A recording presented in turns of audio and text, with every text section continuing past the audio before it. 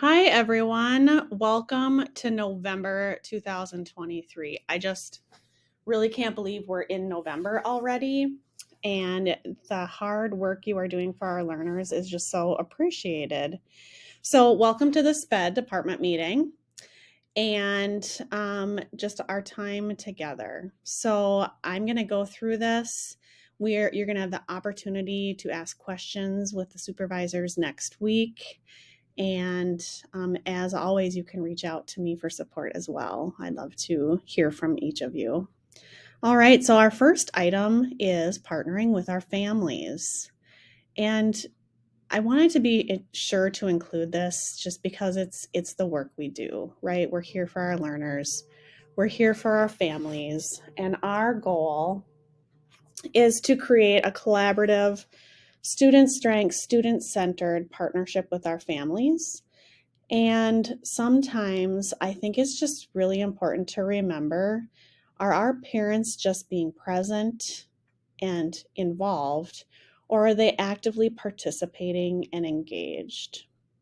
And so, just some things to think about there is, how are we seeking input from our families? How are we honoring and recognizing the value of that input and providing them that space? We know that when we come into IEP meetings, it can be really intimidating for some of our families. And so, just thinking about some considerations: how equipped are they? What have their past experiences been with schools? And thinking about that.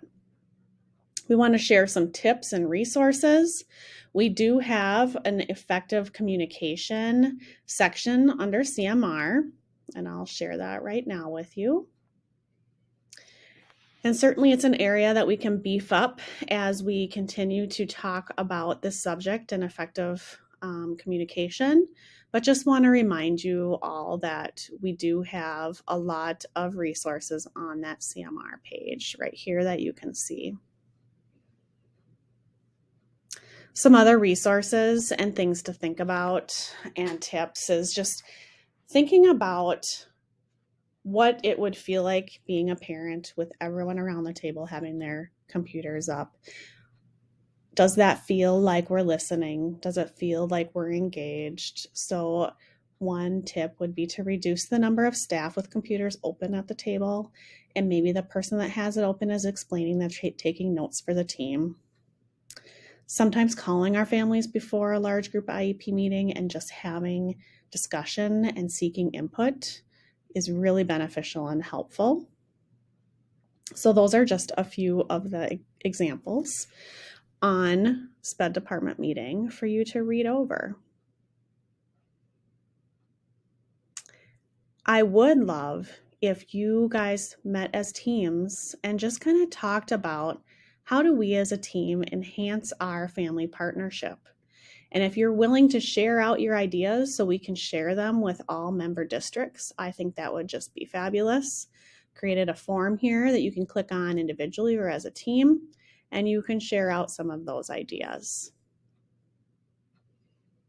All right. So we have a lot of new staff in our districts, and we also know that many of our new staff are Tier 1 and Tier 2 teachers. Not all of them, but many. And so we have created an onboarding for our new SpEd certified, and they are a cohort. And our goal is really to be able to provide more comprehensive onboarding for them. And it's just year-long professional learning for our special educators who are new either to the profession or new to one of our member districts. And so just thought it would be nice to share that with everyone. Some of the things that the cohort will be doing is coaching with a services coordinator, and that coaching is a minimum of 4 times a year. And then we've also created courses within Brightspace that they will do. And you guys have access to all of those videos and resources within Brightspace as well, and on our website through CMR. We have updated videos. We're continuing to update our videos as SpEd Forms makes adjustments to their resources as well. And our new SpEd certified staff that are in new this year, they will also be receiving a stipend for this onboarding opportunity. So if you want to know more about that, you can click on this link that says comprehensive onboarding and it will share more information. All right. SpEd Forms updates. So SpEd Forms, as we've shared, they continue to make updates in version 2.0. We had a lot of updates since I last spoke with you, and the visuals and what it looks like has definitely changed. We're going to still continue to strongly encourage all of you to shift to version 2.0. We know that many of you haven't. There is not a hard deadline for that, but we're going to encourage you to do that. We want to always be sharing these updates to ensure consistency and understanding, so we can all be on the same page. One thing I learned in preparation for this department meeting is we have space on CMR to share with, like, hey, what's new? So if you click on this link, did you know there is a section? Click on the link and it's going to bring you down here. And if you click on this caret for what's new and expand it, you can go all the way back and you can look at what is new. So in July, many updates here, including paraprofessional and ESY pages. September had new things, and then October, there is a drop-down template doc was added to measurable post-secondary goals. So just another resource for us to know, like, hey, look at all these things that we have been updating as resources. All right, back to our department meeting. So just a reminder that documenting paraprofessional educational assistance, job coach supports, we have updated this, and we talked about that at ULC, specifically slides 19 through 22. So I'm going to bring us there. Paraprofessional update. All right, so they're all going on the services page of the IEP. And we have shared that you do not have to go in and make all these changes right now, but you're going to make those changes when you hold the IEP meeting during the school year. We're looking for you to describe the what, when, where, who, frequency, and location. And there's going to be a drop down separate for each. So if the learner has one-on-one, there's going to be a drop down describing that. If the learner has a shared paraprofessional, you're going to use that drop down. Here's an example of what that would look like. We are going to be including minutes and location and all of those pieces. All right. Single sign-on. I spoke about this in September. So single sign-on, there is going to be a cutoff for this. So after November 22nd, SpEd form sign-on will be required. And it's going to be required through your Google account instead of your separate SpEd forms login. So what that looks like, I'm going to bring you over, is your waffle up here. You're going to pull down, and those are your Google apps. And if you scroll all the way down, eventually you're going to see the SpEd forms button, which will get you into SpEd forms. Your first time, you're just going to have to link your accounts. And if you want, you can bookmark the page, but I have found it really easy to just go to my waffle and it works lickety-split. All right, so anytime after November 22nd, so meaning starting November 23rd, you will be forced to link your account. We also want to provide a reminder for finalizing documents. Before we send documents home to our families, they should be in final format for proposal. So this is a reminder to finalize any due process paperwork before it's sent to our families and guardians.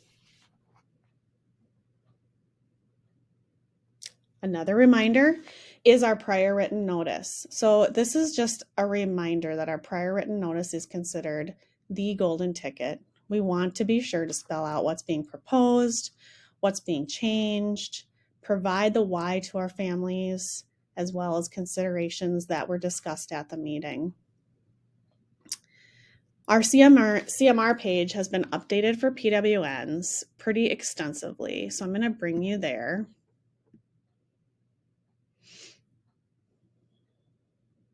As always, we have the bottom line, but we also have a document that shows you outside of SpEd forms what drop downs are available, and you can click on these and it will bring you. So here is an example.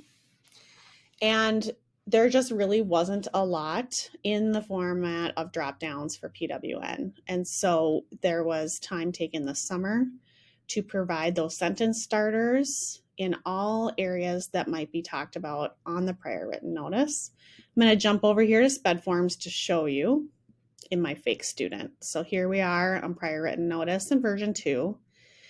And if you look at actions proposed or refused and you click this caret and tab, you're going to see that alphabetically there is accommodations, modifications, assessments, assistive technology, behavior support plans. So there are some drop downs to help with writing those prior written notice in almost every area you can think about, instead of you having to just come up with all the wording on your own as you navigate and start that. All right.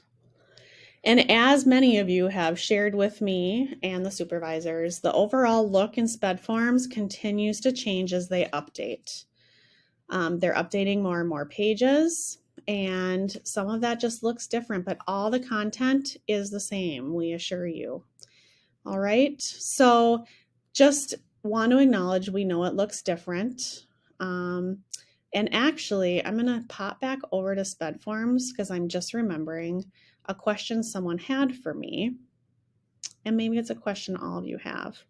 So if we go into the IEP, the question I had was related to goals.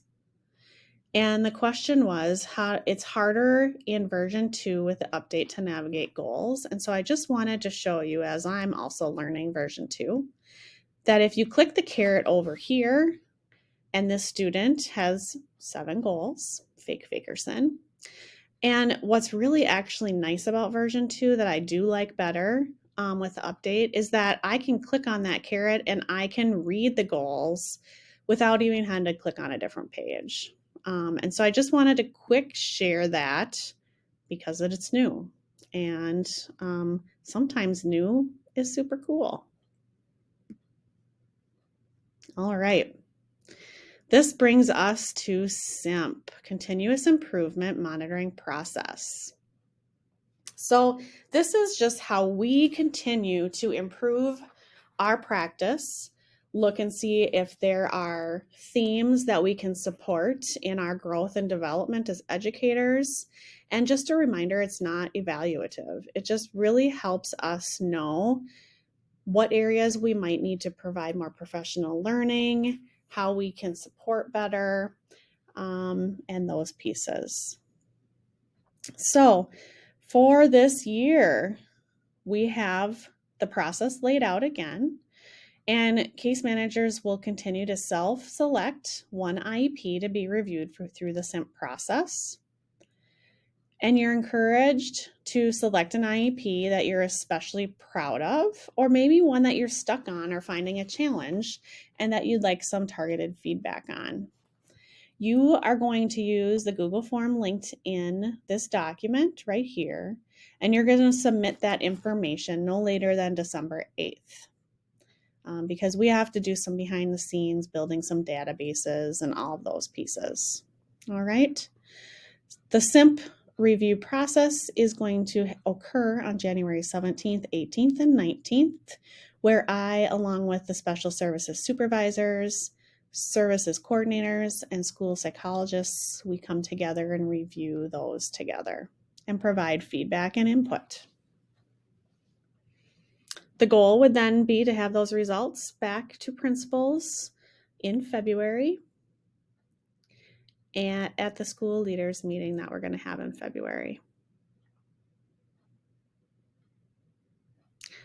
We also want to provide a reminder, like we do every fall, about services coordinators and being in the IEPs. So the SpEd services coordinators, they are funded by special education dollars. So with being compliant with fiscal monitoring and making sure that the availability of those services coordinators is there to support you and learners, we do ask that you document those needs in the student's IEP. So for every student, you're going to, in the section program supports for school personnel, you're going to include a statement. There is drop down to help provide that statement, as you can see right here in the agenda. So if you forgot to add the statement for meetings you've already held this school year, there's no need to do an amendment. You can just add the statement at the next IEP meeting or the next time you're doing an amendment.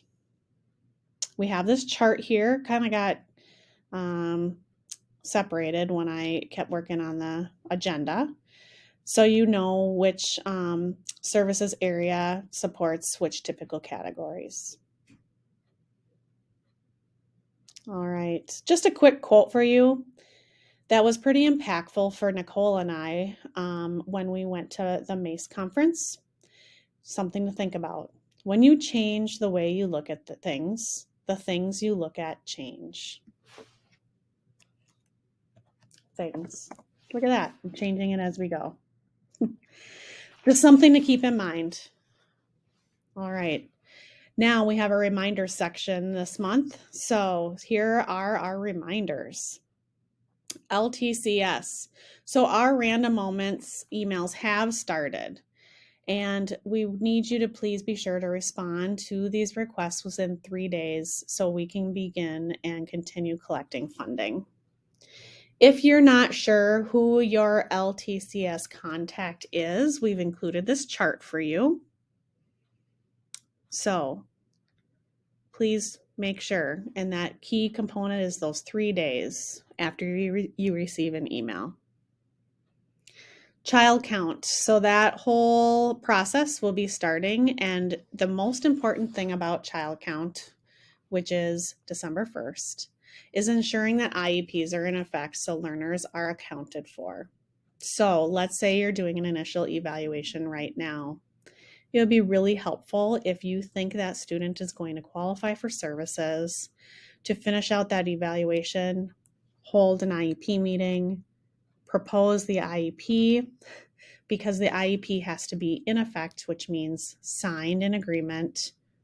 And for annual IEPs, it's signed in agreement or passive consent for those learners to be accounted for. Another reminder is just to make sure you're connecting with related service providers when you're planning for IEP meetings. They might not always be able to attend the IEP meetings, but they sure like some advance notice. They'd like to be able to plan with you, talk with you before sitting at a meeting with a family. Chisago Lakes, you have a couple specific updates. You have a new process, or there's going to be a new process for non-academic and extracurricular supports. And so Jen will be looking for input from teachers on that new process. North Branch, you have some specific updates. So your IEP snapshots, they should be in Synergy and EduClimber. And then you have a dashboard, and that has been updated. So I'm sure at your department meetings, you will be taking a look at that. So that's what I have for our November SpEd department meetings. It's quite a lot. Actually, I thought I'd be talking for a lot longer, but I didn't. So be thinking about questions that you might have as you meet as a department now that you have listened to this and hopefully read through the agenda items. and think about questions or clarifications you might need so we can support that at the in-person department meetings. As we move through November and think about holidays that some families are going to be celebrating, I just want to thank everyone for the work that you have been doing for our learners and for with each other. And I wish you all well. All right. Have a great day.